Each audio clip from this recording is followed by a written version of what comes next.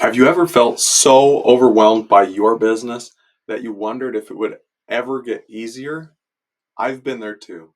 Today, we're talking about how a single piece of advice about delegation changed so much for me and how it can do the same for you. Welcome to Small Business Big Visibility, the podcast empowering you, adventurous small business owners, to attract your ideal customers and boost your revenue. I'm your host, Jason McKenzie. Each week, we'll explore easy to implement tools and strategies to take your business to new heights and build the lifestyle you want. If you're ready for more profits and less stress, let's get started.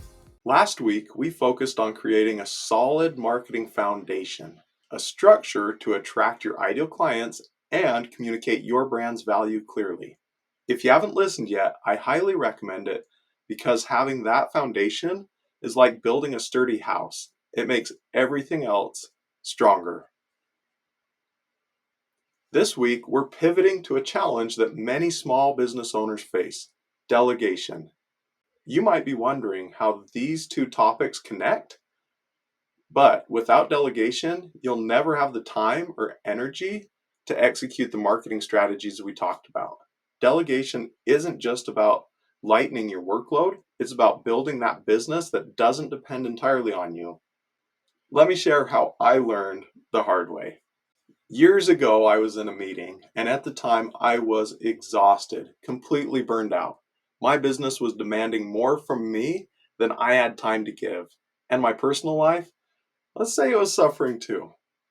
I'd sometimes lie awake at night thinking about everything I hadn't done that day and wondering how I'm going to find the energy to do it all tomorrow.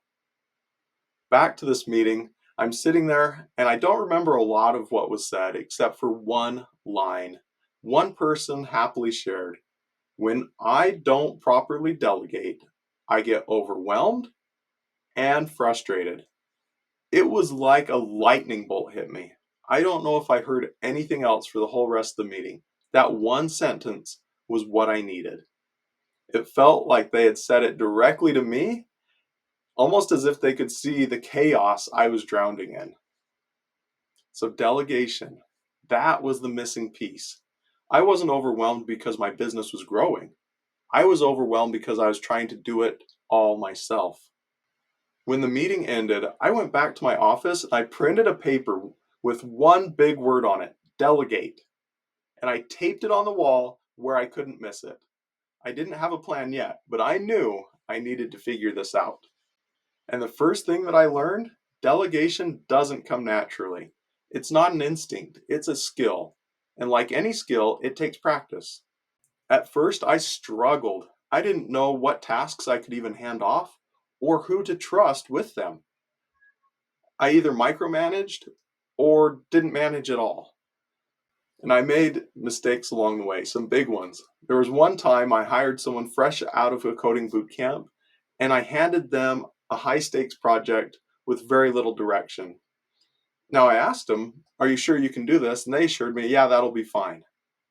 A few hours later, the project wasn't done and they had quit.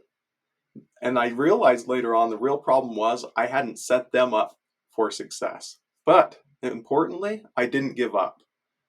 I started out by slowly delegating tasks, things that weren't critical, but took up a bunch of my time.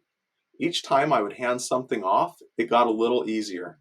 And when it worked, I kind of felt that weight lifted off my shoulders. Delegation didn't just free up my time though, it changed the whole way I looked at my business. I realized I didn't need more of me. I needed people who shared my core values, but had different skills.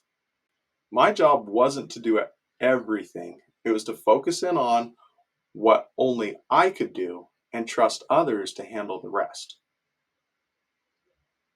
So, why is this so important for you as a small business owner? When you're doing everything yourself, you're stuck in what I call the busyness trap. You're so busy working in your business that you can't work on it. That's why delegation is the key to scaling. It allows you to step back and focus on this bigger picture, the vision, the strategy, the things that will actually grow your business. But delegation is far more than just a practical tool. It's a mindset shift. It's about recognizing you don't have to carry that entire load on your own. The idea that others can do things as well as you do. And here's the truth. They might not do it the same way you would, but that's okay. Delegation isn't about perfection, it's about progress. And it's about giving yourself the space to focus on what matters most. Here's what I want you to take away from this. Delegation's a skill. Like any skill, it gets easier with practice. Start small.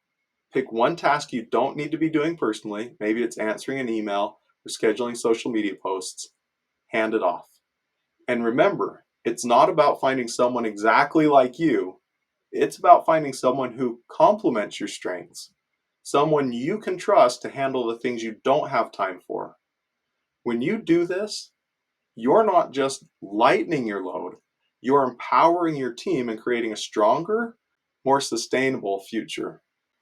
Now, I know what you might be thinking. Jason, I'd love to delegate, but I just don't have the right people. Or maybe it takes more time to teach someone than to just do it myself. Trust me, I've been there.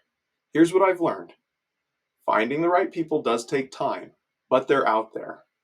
You can start by looking for those who align with your values and have the potential to grow. As for the time investment, think of it like planting seeds. It takes effort up front to set up the standard processes, but the payoff is worth it. And if you're still not sure where to start, that's okay too. The most important thing is to take the first step. No matter how small, you'll get better with practice. Every little bit of progress does add up. Delegation isn't about doing less. It's about focusing more on only what you can do and empowering others to help your business thrive. If today's episode resonated with you, please take a moment and subscribe and share it with another business owner. This week, I challenge you to pick one task, just one, and delegate it. Start small, learn from the experience, and see the difference it makes. Let me know how it went by tagging me on social media or sending an email. Next time, we're talking about what happens when delegation goes wrong. I'll share some of my biggest delegation disasters and what I learned from them. You won't want to miss it.